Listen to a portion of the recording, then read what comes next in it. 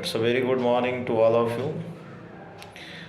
And now in poetry session, we are going to analyze the poem My Mother at 66 by Kamla Das. In this poem, the poet talks about the aging process, which is common, but as the poetess is very close to her mother, she always has the fear to lose her in her old age, and she looks very old and painful. She realizes the pain and also the aging process. While driving to Cochin, she realizes her mother sitting beside her in the plane. It was a closeness. She found her open mouth, dozing, and a very big one like a corpse, ashen leaves. And after traveling some distance through an aeroplane, the poetess saw young children coming out joyfully of the house and the trees moving towards the forest.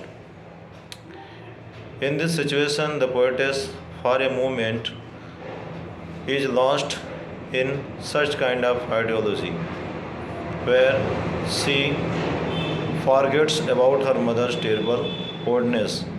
But after all, as soon as she crosses the scene of the children and the running trees, she once again finds her mother standing few yards away in same pale face, and here the poetess smiles to her and expecting to see her again.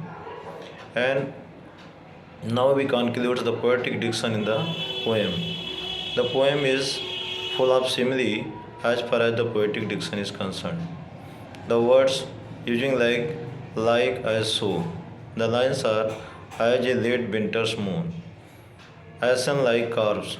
So these are the lines signifies the poetic diction, the figure of speech, simile. The poem is pathetic one. Even in such a situation, when anybody closes to anyone, always has the fear in losing someone in old age. And now we move to the questions from this poem. The first question is, where was the poetess going? What did she see in aeroplane? The poetess was going to Cochin and she saw her mother sitting beside her. What thought forgot away and when? कौन से विचार चले गए और कब? When the poetess saw young children coming out of the house joyfully and trees running, she forgot the idea of her mother's terrible oldness. And now the third question is there. What is the poetic device in the line as a late winter's moon? So as we have already mentioned, where the words used like as so with a comparison, it is a simile. So in this line, it is a simile. And now we are going to just discuss about the central idea of the poem My Mother at 66. In this poem, the poetess Kamla Das describes about the aging process of a man, symbolizing her mother who is very big with yellow face, and she describes about her childhood fear to lose her mother, and in this poem she finds in such a situation when she looks at her old mother. After all, she forget the idea of her mother's terrible oldness when she saw different sights as the young children coming out of the house and also the trees running. But at the same time, she finds her mother once again standing few yards away, and she waits her, seeing that she would see her again. Hence, the poem comes to conclusion that aging process is natural. It is a very important one, especially in a man's life. The poetess has a pathetic approach towards uh, humanity which is presented in here. The poem is figure of speech and also the poetic beauty. In this poem, though it looks like a simple one, but a very beautiful and pathetic one. Now we have few words in Hindi as the students demanded. The poem my mother eight 66 ये एक बहुत ही मर्मस्पर्शी कविता है। स्वाभाविक रूप से एक जो है महिला का अपनी माँ से उस एज में बिछड़ने जैसा, जो बहुत ही बूढ़ी हैं और किसी प्रकार से चल फिर पाती हैं, जैसा कि वो शारीरिक रूप से असमर्थ हैं, बिल्कुल निर्जीव की तरह प्रतीत होती हैं। उनका जो चेहरे का भाव है वो मुँह खुला हुआ है, औंघाया हुआ है और पूरी तरीके से ये जो भाव दिख रहा है ये बिल्कुल मृतप्राय की तरह होता है। इसलिए कविता जो है पूर्ण रूपेण एक बड़ी ही मर्मस्पर्शी हो जाती है। कवित्री बैठी हुई है वायुयान में, लेकिन वो अपनी माँ के विषय में चिंतन कर रही है और वो चिंतन करते हुए उनको अपने समीपस्थ पाती है। कुछ समय के उपरांत जब यात्रा आगे बढ़ती है तो वो जो है युवा बच्चों की फौज को देखती है जो अपने घर से बाहर आ रहे होते हैं, बड़े ही प्रसन्नचित्त मुद्रा में होते हैं, और उन वृक्षों को भी देखती है जो पूरी तरह से गतिशीलता में नजर आते हैं।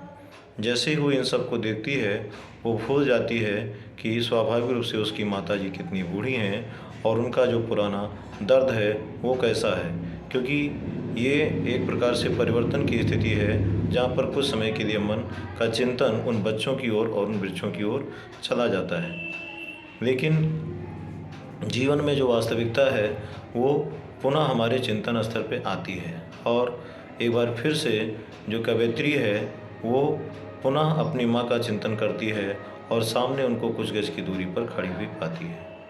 वही पीला सा चेहरा, वही असमर्थ और कमज़ोर चेहरा और वही जो है शारीरिक भाव, जिसको देखने के बाद में कवयित्री फिर से उनसे विदा लेती है और ये कहती है कि माँ आपसे शीघ्र मुलाकात होगी। इसके सिवाय कवयित्री के पास कुछ था नहीं, वो बस केवल उन्हें देखकर मुस्कुराती गई और मुस्कुराती गई। कविता जैसा कि पूर्व में विदित है, आप जान चुके हैं, मर्मस्पर्शी है और जो एजिंग प्रोसेस है, बुढ़ापे की जो प्रक्रिया है, ये निरंतर सभी को आनी है। ये जीवन की स्वाभाविक रूप से सच्चाई है। अगर सामयिक जो है जीवन शैली का जिक्र किया जाए, मृत्यु का जिक्र किया जाए, स्वाभाविक रूप से ये जो उम्र है ये एक ऐसा पड़ाव है जहाँ पर हर किसी को अपनेपन का एहसास होता है और अपनेपन से अलग होने पर उसको कष्ट का आभास होता है। कवयित्री अपनी माताजी को छोड़कर जाने की स्थिति में नहीं थी, लेकिन चूंकि कुछ ऐसे महत्वपूर्ण कार्य होते हैं जिनको स्वाभाविक रूप से करने के लिए जाना पड़ता है, तो उसे इस चीज़ का डर लगा था कि कहीं उसकी माँ को कुछ हो ना जाए, और यही जो डर था वो अपनी पूरी यात्रा में पाले हुई थी।